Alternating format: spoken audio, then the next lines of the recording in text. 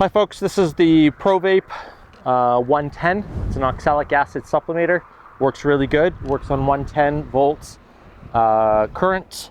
So we use a small generator here in the yard. Our 1200 watt generator can do 4 of these devices at the same time pretty well. So it's a cost-effective way to do your Varroa treatment in the yard. Important things to keep in mind when you're doing oxalic acid vapor. You want to have your PPE with you. So you want a ventilator like this here. You need to use a P100 that is good for organic acids and organic vapors, and that's most effective. A full face mask is recommended. I didn't have one in the truck here today, so we're using this. You want to cover your eyes, make sure that there's no splashback. You need to have gloves as well. I use these nitrile gloves on my right hand and then a leather glove on my left hand because it helps with the heat. When you're loading up the cap, it's nice to be able to have some dexterity. And then when you're pressing on the hot cap, you want to use the leather glove. And then it goes into the hive and takes about 3 minutes per hive to do the treatments, so we can get through a yard pretty fast.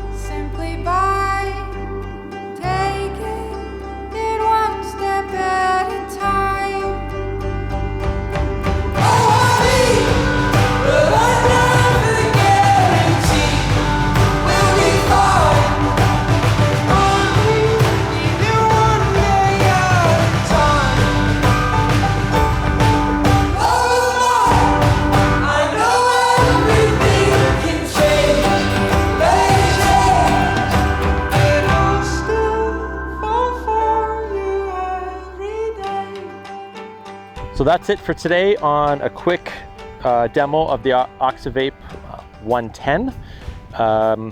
If you have more questions, please come see us in the shop, workerinhive.com. Give us a call. Jesse also teaches some excellent classes.